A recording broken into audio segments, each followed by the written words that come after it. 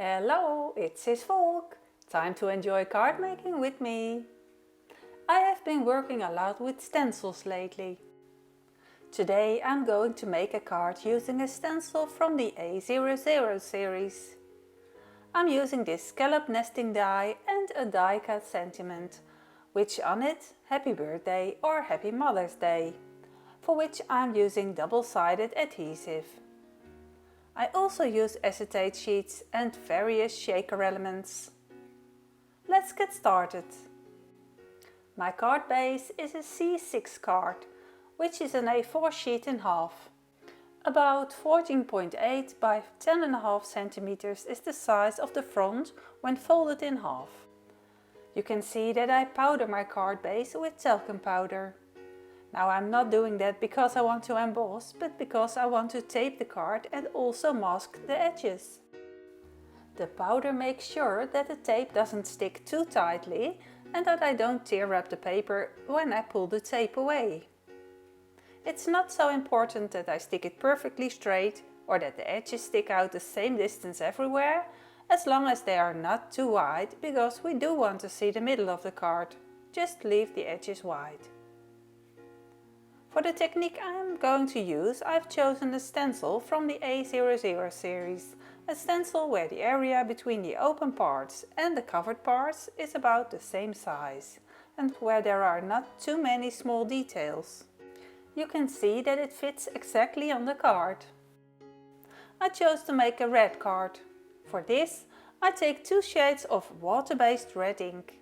With the blending brushes from Alina, you can ink blend very well with them. I'm going to color the stencil with the ink, making sure that I smear a little more ink on the edges of the figures than in the middle of the open parts. So with the flowers, I blend a little more ink at the center of the flower than the outer edges. Each time I start at the center of a flower or leaf and then fade that ink to an open space. I also ink blend the darker color red over it in those same areas, very carefully from the inside to the outside. This gives it a nicer shade of red and gives the image a more spacious effect. And here's also a matter of trying out in which places you want to put some accent. But rather use a little too little ink than too much. You can always add some more. This stencil is very easy to put back when you have had a peek of how it looks. I clean and dry the stencil in between for the next thing, because I need the stencil again. I'm going to put the stencil back on the card, but not in the exact same spot. I let it shift slightly. It's only a few millimeters. Look carefully to see if it's shifted the same distance in all places. Now I take a black fine liner. I find that the Staedtler is very suitable for this because it also does a great job over places where the ink of the card is still slightly damp. Then I'm going to trace over the entire stencil. Each time, start in a corner and draw a straight line. It's best to start in the upper left corner if you're right-handed and work down to the bottom right. And if you're left-handed, you work from top right toward the bottom left, of course. Now in this technique, it's not so bad if you slip up a bit. Because we're going to make a shaker, small mistakes will not be noticed. But also, because the stencil is shifted, it won't be noticeable if you draw outside the lines just once. You can see that I keep my finger on the stencil in places where the stencil lifts as I draw around it. Drawing slowly also keeps you from slipping. This is one of the oldest ways I know of to use a stencil. I never really liked it before, but in combination with ink blending, this way I think it has quite a spectacular effect actually. Now comes an exciting part, and that's removing the tape. I do it very carefully and pull the tape away very tightly. If the tape is still too tight, it works to heat the tape with the heat tool. Then the glue is easier to release. but with me it's not necessary. I've used enough talcum powder. Next I take the scalloped frame dies and use the largest one to create a panel from the same white cardstock. Now I want to use only the edge of this and cut away the middle piece. For this I put help dots in the corners, so I know exactly how far I want to cut. By hand I cut away the inner part. If you have a die cut in the right size, then this is of course better and faster, but it can also be done this way. The inner piece I will use later. Now I am preparing to make the sentiment for the card. Alina has 3 different variations in these beautiful text dies. This is the Happy Father's Day die. Then I have the Happy Mother's Day die here. I use this one for my sample. And then now I'm going to use the Happy Birthday die. We are going to die cut it once out of white paper and once out of black paper. I cut the pieces of paper to size before I stick them on the adhesive sheet. So both the white and black paper I'm going to glue.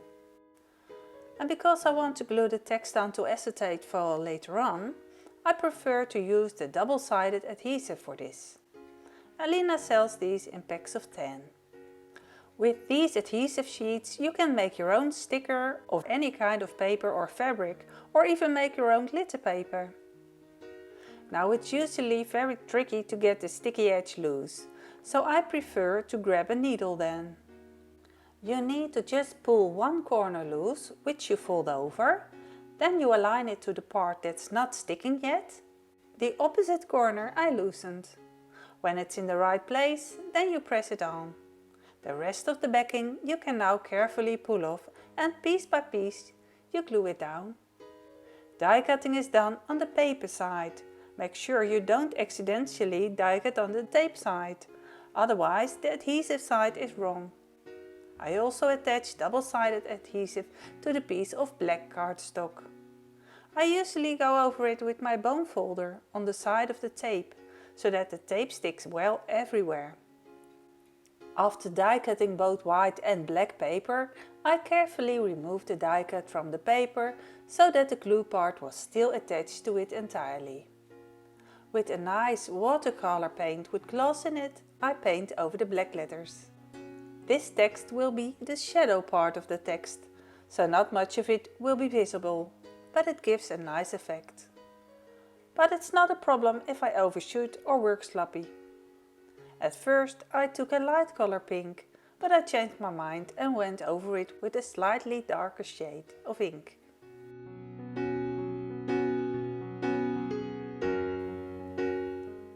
While this is drying, I cut a piece of acetate to size. These are A4 sheets and they look very matte. This is because there is a protective layer over the plastic on both sides. You can see it better when I hold a black sheet behind it. To mark off the size of my acetate, I put it on the die and I put dashes on the cutting edges. This way I can see exactly where I want to cut without wasting too much. I save the scraps for another project. Even these narrow strips are very useful for making cards. Alina sells several different rolls of tape in different widths. They always stick super well. I have the 3mm, the 5mm and there are 50 meters on a roll. I use the 3mm to attach the plastic sheet to the frame. Before I stick the plastic sheet on, I first remove the protective film. I leave the protective film on the inside for a while, because you don't want to put greasy fingers on the middle of the foil. I check again that the foil I removed is on the side where I am now sticking the acetate sheet to the frame.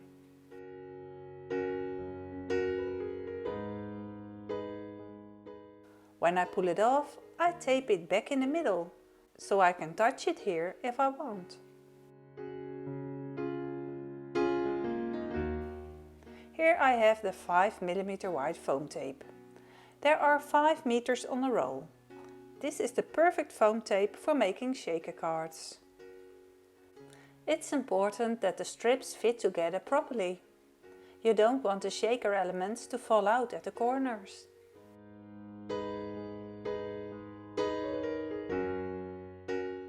Let's bring out the card again. In the meantime, I have found some shakers that I want to use. I alternate between sequins, beads and glitter. From ALINACRAFT I have the bag of sequins here. I put the beads in between so that the light sequins will shake better later on. Now I wipe as much as possible to the center so the double-sided tape does not stick to it. And of course the beads roll all over the place. At last I add 2 kinds of glitters to it, hoping this will add more shimmer to the card. Again swiping and trying to keep it all in the middle. The plastic protective layer can now go away. I have a little corner here that I fill in, so nothing can fall out later. And the panel can be put on top. Now the plastic is quite static, so the little glitters stick to it. But I think this is quite nice on this card. If you don't want any static, you can powder some talcum powder on this plastic before sticking it on. Super cool effect this. By now the glittery ink is dry and now I can try to stick the text on the card. With this die, it can be quite tricky to stick the letters on nicely with double-sided adhesive, so you want to touch it as little as possible. I first tried the method of putting the paper back into the die and pulling the backing off while the die remains in the form. With small dies this can sometimes be useful, but due to the size of the die and the fragile letters, it is not possible to do this in this case. Therefore, I've removed it completely and use a needle so I don't have to touch it. By placing the die on the back of a piece of adhesive foil, I can still push the letters into shape. So that is one of the reasons I always keep backings of adhesive foil. With my needle I hover the sentiment above the card at the spot where I want to stick it. I choose to stick it a little bit above the center part. You can see that the double-sided tape is very sticky. I prefer double-sided tape to glue, because glue doesn't stick as well onto acetate film and can also make ugly smudges. Now carefully try to loosen the white text and keep it in shape. You need a lot of patience for this. But with a little patience and confidence, I'm sure it will work and you'll really have a beautiful text on your card. I stick the needle to the sentiment in the middle, in a firm spot, as an easy way to hold the sentiment. Again, with the needle, I let the text float above the previous text and press a little bit each time. The trick is not to make the whole text stick at once, but to work from an angle. Leave a shadow edge so that you can see a few millimeters of the black text underneath.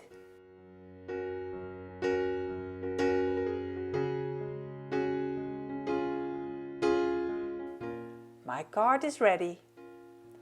But not a Cisvolk card without a matching envelope, which of course I decorate in the same way. I first ink blended the flap of the envelope and then drew over it with the fine liner. I also used the stencil to ink blend and trace a small corner.